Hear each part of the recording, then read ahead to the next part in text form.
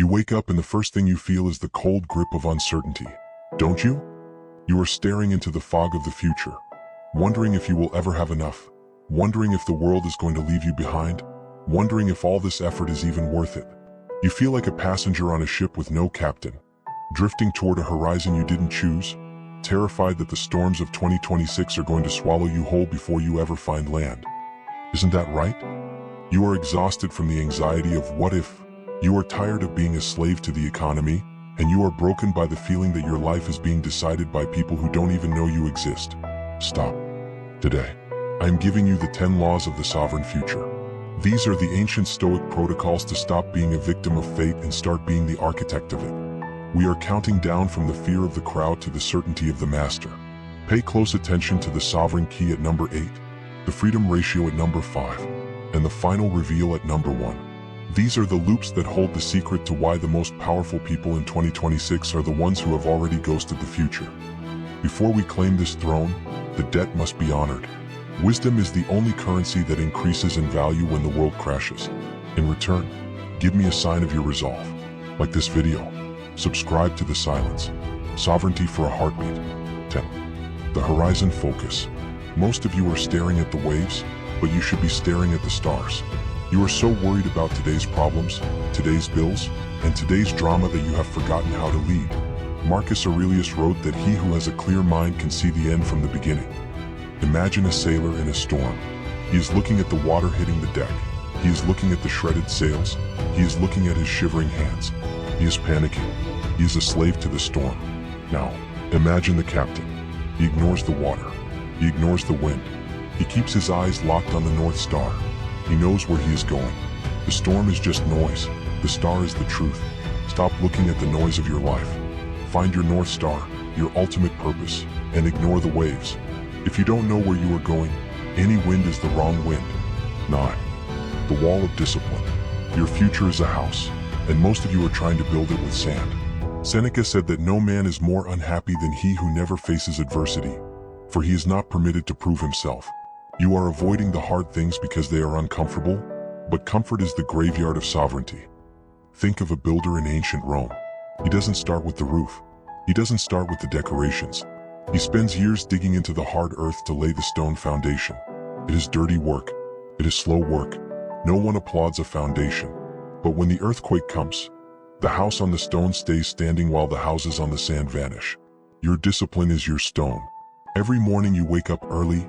Every temptation you refuse, every hour you spend on your craft is another stone in your wall.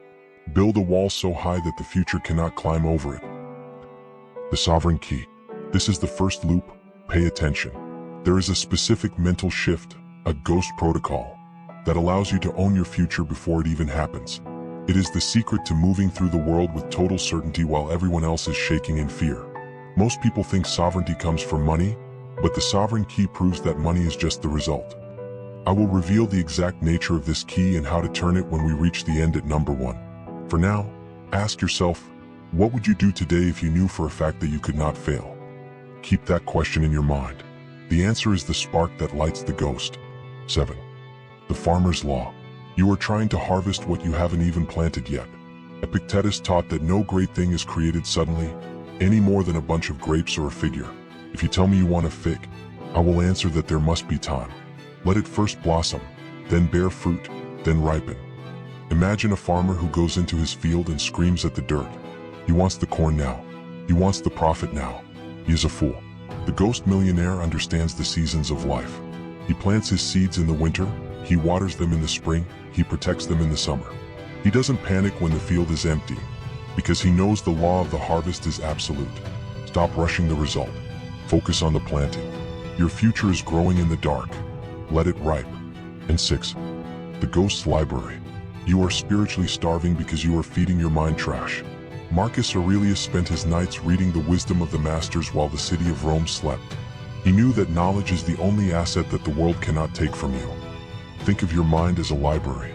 Most of you have filled it with comic books, gossip, and the opinions of fools.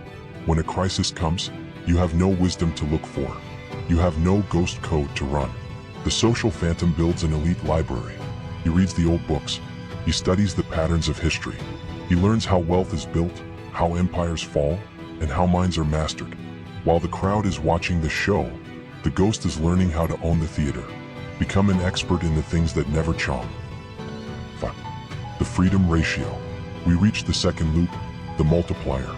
Seneca wrote that it is not that we have a short time to live, but that we waste a lot of it. The freedom ratio is a mathematical formula, a sovereign habit, that determines exactly how much of your future you actually own.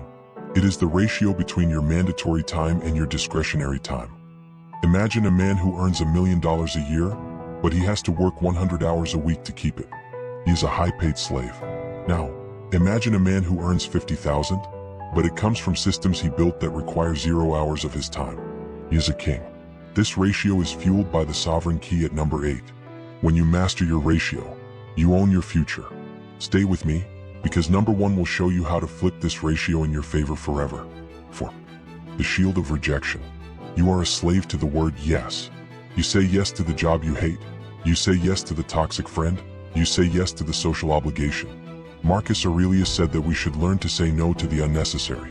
Every time you say yes to something that doesn't align with your North Star, you are selling a piece of your future. Think of your time as a bag of gold. Every person you meet is trying to reach into that bag. Most people just let them take it.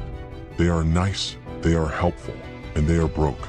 The ghost millionaire is a miser with his gold. He says no with a cold smile. He realizes that no is a shield. It protects his energy.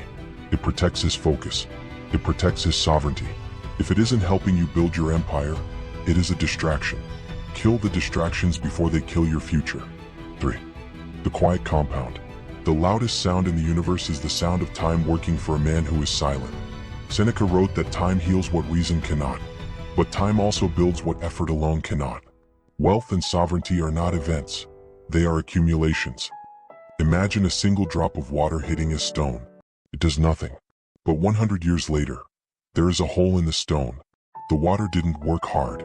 The water didn't hustle. The water was just consistent. The ghost millionaire understands the power of the small gain. He isn't looking for the big win that the world sees. He is looking for the 1% improvement that the world ignores. While the crowd is chasing the explosion, the ghost is mastering the drop. Slow down. Be consistent. Let the quiet compound build your throne. 2. The last hour. The thought of your death is the only thing that can give you a true future. Marcus Aurelius concluded that we should do every act of our life as if it were our last. When you live with the grave in mind, you stop being afraid of the future, because you realize you've already won. Imagine you are standing at the end of your life. You are looking back at 2026. What would you wish you had done? Would you wish you had spent more time on social media? Would you wish you had been more popular? No. You would wish you had been more brave. You would wish you had taken the risk. You would wish you had been the master of your own soul. Don't wait for the last hour to find your courage. Use the last hour to find it now. The future is only scary if you have something to lose. If you've already given everything to your purpose, you have nothing left to fear. 1. The master of the fog. We reach the end. The final reveal. The secret of the sovereign key. What is the one truth that allows you to own the future? It is the total rejection of the need for certainty. Listen closely. The crowd is terrified because they want to know what is going to happen next. They want a guarantee. This need for a guarantee is the leash that the world uses to lead them into the cage. The sovereign key is the realization that you don't need to know the future to own it. You are the master of the fog. You don't need the fog to clear. You just need to trust your internal compass. The key is to stop looking for security in the world and start finding it in your own capacity to handle whatever happens. Sovereignty is not the absence of storms, it is the mastery of the ship. When you stop needing the future to be safe, it finally becomes yours. You move through the fog with a steady heartbeat while the world is screaming. You build in the silence. You own the code.